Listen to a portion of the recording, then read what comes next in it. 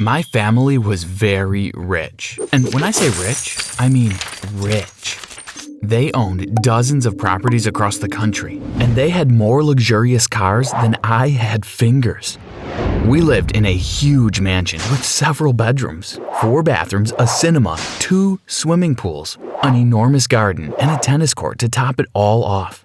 We were mega rich, but that wealth didn't come without great risk. You see, my family were the biggest criminals in the country. But before I go on, make sure that you like and subscribe, and can you hit that notification bell? If you do, you will ace all your tests. Trust me, it really works. You may be wondering, how can your family be criminals? Well, allow me to explain.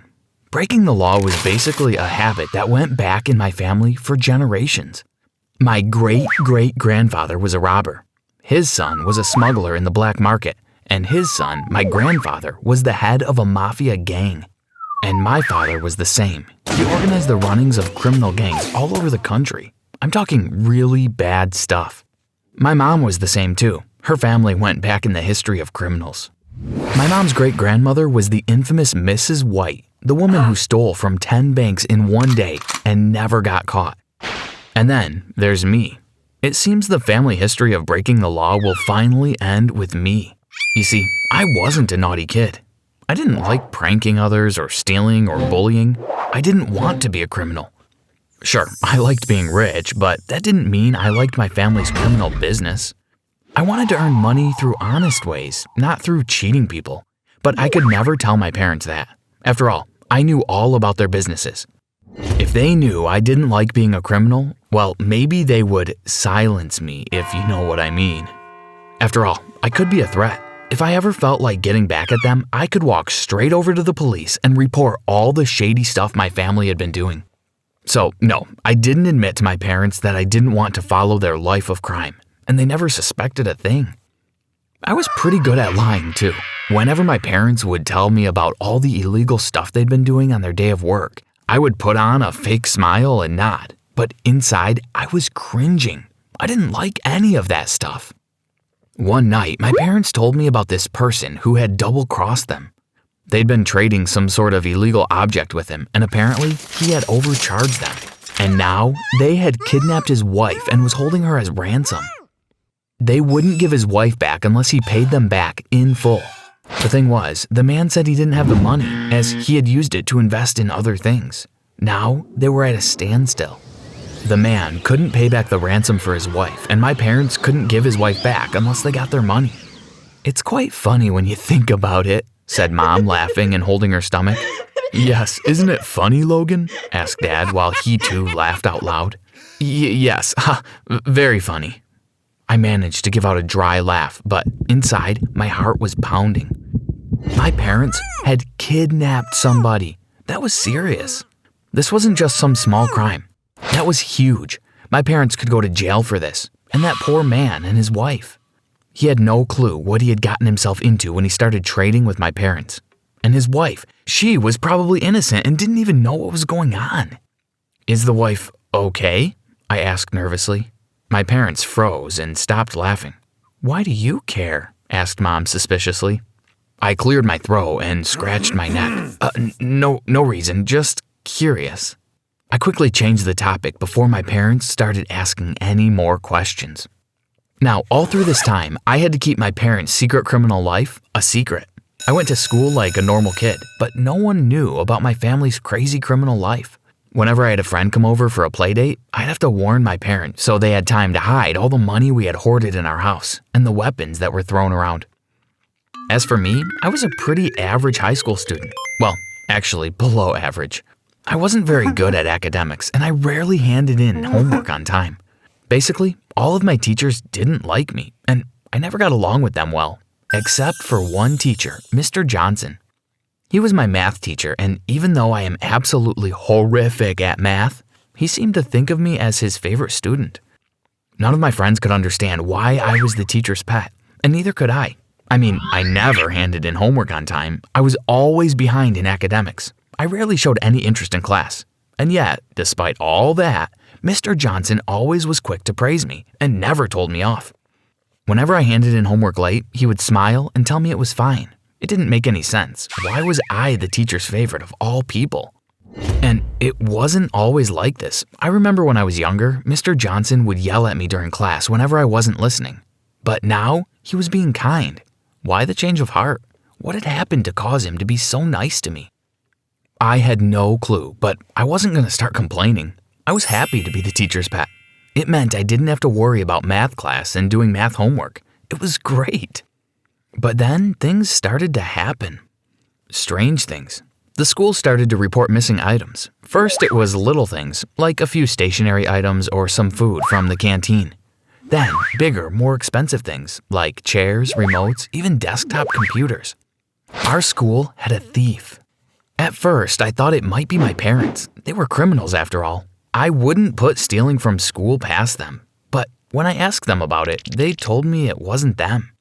And they wouldn't have lied about it. They would have proudly admitted to stealing.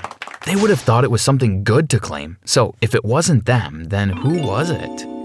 One evening, I decided to stay after school and try to catch the culprit.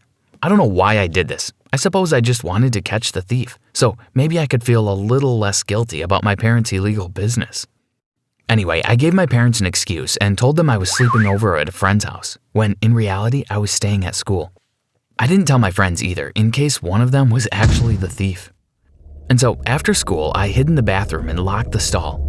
I was scared a janitor might come in and find me, but no one so much as opened the bathroom door. Pretty soon, it was nighttime, and I peered out into the hallway. It was so dark, and the school at night looked pretty creepy. But I gathered my courage and tiptoed over to the computer lab. This was where the computer had been stolen. I hid behind a desk and waited patiently. For many hours, nothing happened. But then, suddenly, I heard the door open. I peered above the desk and saw no one other than Mr. Johnson. He was wearing all black clothing and had a bag with some stuff in it already. I thought I spotted some school stuff in the bag. Mr. Johnson was the thief? "What are you doing here?" I cried out. Mr. Johnson practically leaped out of his skin. He was that shocked. "Logan," he said, startled. "Mr. Johnson, please don't tell me you're the thief," I said in disbelief. Mr. Johnson looked down in shame. "It's true, I'm afraid." He sat down. He looked so sad. "I wish it wasn't, but it's true." I was hesitant at first, but I sat down opposite him. "But why?" I asked. "Why steal? Don't you have enough money from your job?" "It's not enough." "Why not?" He sighed. "It's a long story. I can wait." Mr. Johnson glanced at me, and that's when he told me the truth. And that's also when my life changed forever. "My wife has been kidnapped," he said. My jaw dropped in surprise. "What? Why?" I asked. "Have you told the police?"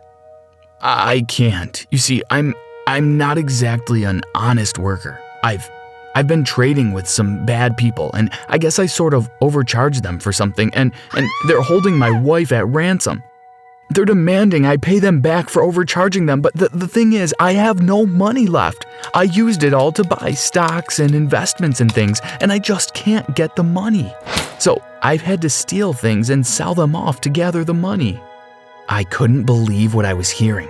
I thought Mr. Johnson was such a good person.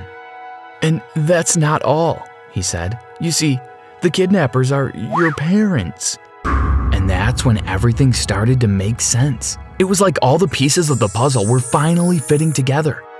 That was why Mr. Johnson had treated me like his favorite student. That was why, even though I never did homework on time and never tried hard at math, Mr. Johnson continued to treat me as the teacher's pet. It was because my parents were holding his wife as their hostage. I'm so sorry, Mr. Johnson," I said. "I know my parents are criminals, but I didn't know they had your wife." "It's okay, Logan," Mr. Johnson replied. "I know it's not your fault." We were silent for a few minutes. I was so conflicted. On one hand, here was Mr. Johnson, who was always nice to me, who had his wife kidnapped. On the other hand, my parents were the kidnappers. What should I do? Should I tell my parents? Should I report it to the police? Then again, Mr. Johnson was actually a criminal himself. But still, his wife didn't deserve to be kidnapped. Then, I came to the conclusion that the only way to fix this was to tell the police. I had to report what was going on. I told Mr. Johnson it was best if we went home. I said I wouldn't tell anybody that I had caught him stealing. He asked me if I was going to tell the cops, but I just stayed silent. When I got home, my parents were still out, probably doing some illegal business. I dialed 911 and told the police everything about my parents' businesses, about Mr. Johnson, about his wife. I felt bad for betraying my parents, but I knew this was the right thing to do, even if it was hard to carry through with it. In the end, both Mr. Johnson and my parents were arrested. Mr. Johnson's wife was released, and she ended up filing for divorce to Mr. Johnson for putting her in such danger over some stupid illegal trade. I visit my parents a lot in jail. Sometimes I don't know whether they still love me or not. My dad never wants to speak to me. He can't believe his own son would rat him out to the police. My mom is more willing to speak, although she seems cold.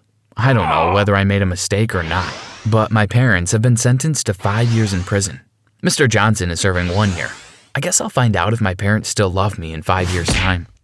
In the meantime, I'm ready to abandon my old life of crime. I want to turn the other cheek. Everyone also found out about my parents' criminal life. My friends are here to support me, and I guess everyone knows now why I was Mr. Johnson's favorite student, but none of them are jealous anymore.